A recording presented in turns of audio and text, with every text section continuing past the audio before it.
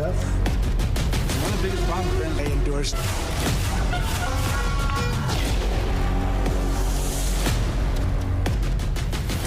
Y vamos con los datos y las cifras en el informativo de NTN 24 sobre otra de las noticias más importantes el día de hoy en el continente americano. Meses antes de ser capturado, el entonces dictador venezolano Nicolás Maduro afirmó que según él vivía con tan solo $120 al mes, mientras a la sombra acumulaba una gran fortuna. La realidad financiera de Maduro es muy distinta a lo que en este momento él está diciendo. Y ustedes lo escuchaban anteriormente, asegura que no tiene dinero para pagar sus abogados. Pues vean ustedes esto. Investigaciones revelan que el líder del cartel de los soles, Nicolás Maduro, logró tener miles de millones de dólares. Solo en el último año, las autoridades han localizado cerca de 4.000 millones de dólares. Mucha atención a esa cifra, vinculados directamente a su red de corrupción. En los Estados Unidos, el gobierno ya ha confiscado más de 700 millones de dólares en activos, todos ellos ligados a Nicolás Maduro. Decomisó también parte de las joyas invaluables y una granja de caballos y hasta lujosas mansiones, todas ellas ubicadas en el estado de Florida y en República Dominicana. Además, una extravagante flota de vehículos de alta gama que incluía autos deportivos, Lamborghinis, varios sedán Rolls Royce. Maduro y su familia además tenían entre sus propiedades aviones privados de última generación. Y continúan las tácticas dilatorias de la defensa de Nicolás Maduro y de su esposa Cilia Flores. Mientras se acerca la segunda audiencia ante la justicia de los Estados Unidos programada para el próximo 26 de marzo, Maduro y Flores reiteraron ante el Tribunal Federal de Nueva York que no tienen recursos para financiar su defensa en el caso de narcotráfico. Incluso afirmaron que están dispuestos a presentar pruebas financieras si el juez lo solicita para reforzar su petición de desestimar la acusación. Los abogados de la pareja y quienes ejecutan la estrategia legal, Barry Pollack y Mark Donignelli, buscan que el caso sea desestimado al argumentar que existen vulneraciones constitucionales en su desarrollo. Al mismo tiempo, en un escrito de 17 hojas y presentado ante el juez federal Alvin K. Hellerstein, argumentan que el bloqueo de fondos impuesto por la Oficina de Control de Activos Extranjeros estaría vulnerando la quinta y la sexta enmienda de la Constitución de los Estados Unidos. Agregan en el texto que la negativa de la administración de Donald Trump de permitir el uso de los fondos del Estado venezolano estaría interfiriendo directamente con el derecho de la pareja a elegir al abogado de su preferencia. Por su parte, Estados Unidos argumenta que la ley ya les garantiza un abogado público gratuito, por lo que se niegan rotundamente a descongelar el dinero del pueblo venezolano a fin de pagar a firmas privadas de muy alto perfil. El gobierno no discute que el señor Maduro y la señora Flores de Maduro carezcan de los recursos personales necesarios para financiar su propia defensa. El gobierno también reconoce que la OFAC en otras ocasiones ha permitido que un tercero sujeto a sanciones de Estados Unidos pagara los honorarios legales de una persona que también estaba sujeta a sanciones de Estados Unidos. Estas concesiones zanjan efectivamente el asunto. En estas circunstancias, la negativa de la OFAC a permitir que los abogados acepten fondos del gobierno de Venezuela para sufragar los honorarios legales interfiere con los derechos del señor Maduro y la señora Flores de Maduro a contar con un abogado de su elección. La solución ofrecida por el gobierno, la disponibilidad de un abogado de oficio, no es solución alguna. Obligar a los acusados a aceptar un abogado de oficio que no han elegido no es por definición remedio alguno para una violación de su derecho a un abogado de su elección. La única solución es la desestimación, ya que este tribunal no puede permitir que este caso prosiga en violación de los derechos constitucionales del señor Maduro y de la señora Flores. Seguimos. Nicolás Maduro y su esposa Cilia Flores aseguran ante la justicia de Estados Unidos que no tienen recursos para pagar su defensa. En el caso por narcotráfico que podría marcar un precedente histórico, sí. El mismo hombre señalado de haber saqueado miles de millones de dólares de las arcas del Estado venezolano, hoy pide que sea ese mismo Estado el que pague a sus abogados, mientras sus defensores insisten en que violan sus derechos constitucionales, el gobierno de Estados Unidos responde con contundencia. Tienen acceso a un abogado público, pero no tocarán un solo dólar del pueblo venezolano. Detrás de esta estrategia, lo que muchos ven es una táctica dilatoria para evitar enfrentar la audiencia del próximo 26 de marzo. El mensaje: un régimen acusado de enriquecerse ahora se declara en bancarrota, y la gran pregunta queda en el aire: ¿dónde está el dinero? Nizar El-Faqih, abogado venezolano con estudios en Derecho y Derecho Internacional en Latinoamérica y en los Estados Unidos, está ahora con nosotros, egresado de la Universidad Católica Andrés Bello en Venezuela y de la Universidad de Harvard, quien ha seguido de cerca el proceso judicial contra Maduro y Cilia Flores en Nueva York. Abogado, bienvenido a NTN 24. Muchas gracias por la invitación. Saludos a todos. Abogado, ¿una mentira más? Bueno, estamos acá en presencia de una moción que se ha complejizado más de lo que creo tenían previsto originalmente los abogados defensores, ¿no? Ellos han requerido a la Corte, como bien sabe el público, pues el acceso a fondos del Estado venezolano para costear los honorarios profesionales que generan los abogados de estas firmas que están representando por un lado a Moros y por otro lado la firma que representa a Cilia Flores de Maduro, ¿no? Y han establecido además en esa moción que no solamente es una solicitud que ellos hacen, sino que es una obligación, a decir de ellos, del Estado venezolano por estos gastos, y un derecho de Nicolás Maduro, como lo decía Flores, de acceder a los recursos del Estado venezolano para justificarse su defensa privada en este proceso nuevo. El proceso está por verse y ahora le toca al juez determinar cómo va a decidir esto, ¿no?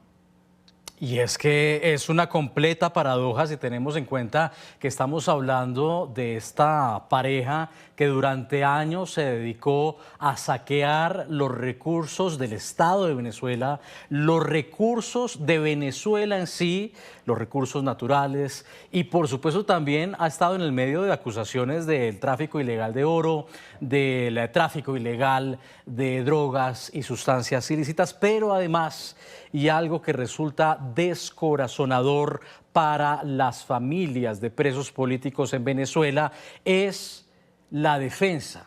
En Estados Unidos tienen el derecho y el acompañamiento de un abogado público que les otorga el Estado, muy a pesar de que ellos insisten en que debe venir producto del dinero de las arcas del Estado venezolano. Pues en Venezuela muchos se quedaron esperando precisamente que tuvieran ese derecho a la legítima defensa, muchos que no pudieron ver a sus familiares y sus abogados tampoco. Entonces de ahí también la desazón, no solamente del financiamiento de la defensa de Nicolás Maduro, sino además de la defensa en sí misma, porque es una defensa que no pudieron tener en su momento cientos de detenidos en Venezuela de manera injusta, cientos de detenidos en Venezuela de manera arbitraria, a quienes les negaban por una parte el derecho a la defensa, sus abogados no podían visitarlos, les obligaban,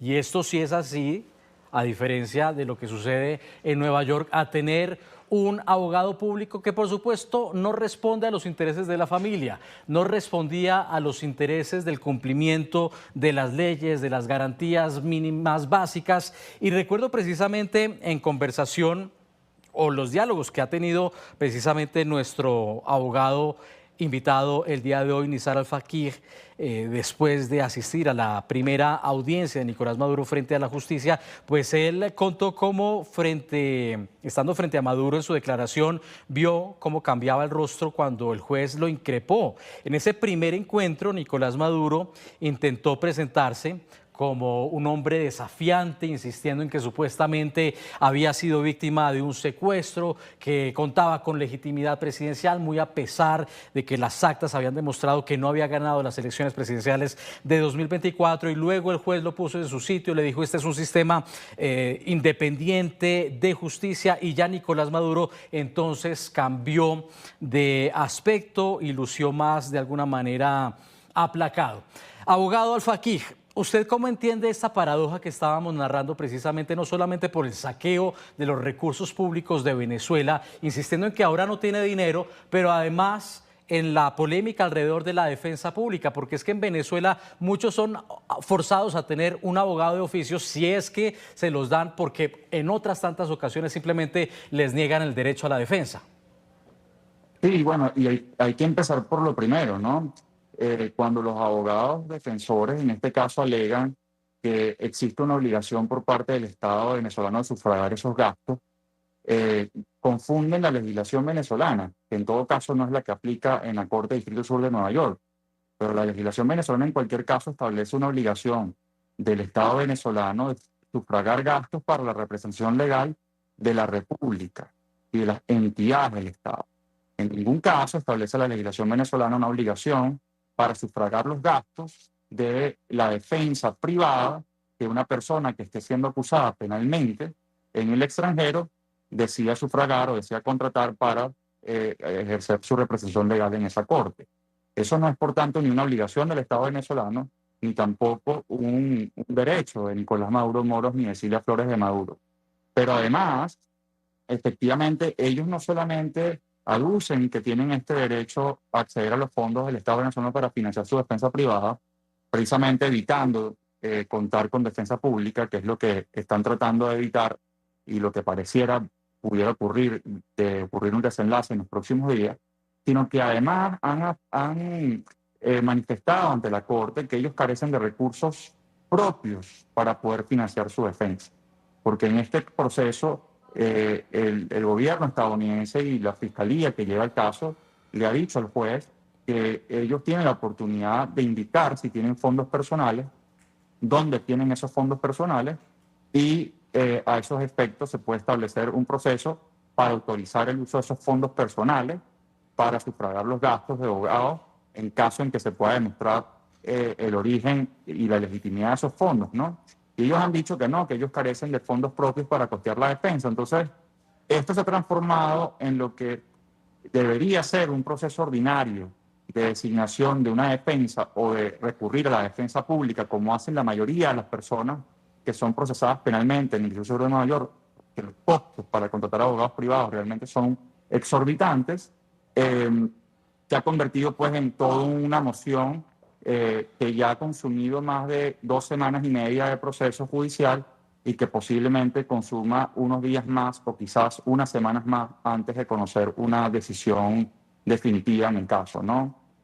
Es decir, aquí, ¿cuál podría ser la estrategia? ¿Alargar el proceso lo que más de asegurar, imponer una narrativa como esa narrativa que buscaron instaurar al principio, que fue luego rebatida por la justicia cuando dijeron que supuestamente habían sido secuestrados, que estaban hablando con el supuesto presidente legítimo de Venezuela? ¿Qué es lo que están buscando? Bueno, hay un procedimiento pendiente en el proceso que se sigue ahora, que se debe desarrollar en esta etapa preliminar, que recordemos estamos en este momento en la etapa preliminar antes de llegar a la fase de juicio, si es que llegamos a la fase de juicio.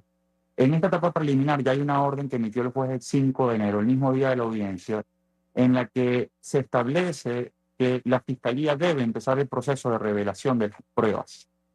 Es decir, todo el acervo probatorio con el que cuenta la Fiscalía para soportar la acusación fiscal que ha sido además aprobada por un gran jurado en esa Corte de Distrito Sur de Nueva York.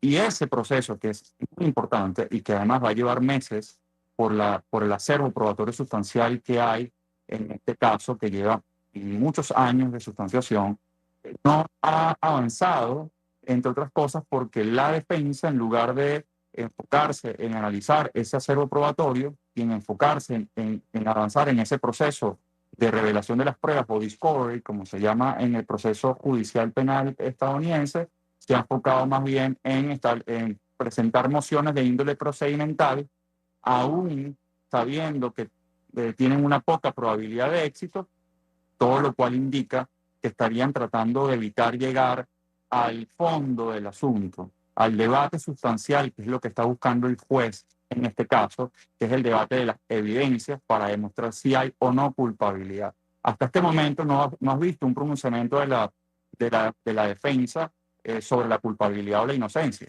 Lo que han establecido son mociones de índole procedimental, y cuando esto ocurre en un proceso de esta naturaleza, parece muy obvio que lo que buscan es dilatar el proceso, tratar de invalidar todo el proceso judicial con estas mociones procedimentales y generar alrededor de ello una incidencia en la opinión pública para tratar de evitar llegar a la fase de juicio y a esa fase de confrontar las pruebas que tiene la Fiscalía para demostrar o no la culpabilidad que ellos sostienen en la acusación fiscal tan grave que ha sido ya aprobada por un gran jurado en esa corte. Han pasado 3 meses y, como dice usted, el debate se ha centrado en las formas más que en el fondo. Nizar Al-Faqih, abogado venezolano, gracias por haber estado con nosotros. Saludos.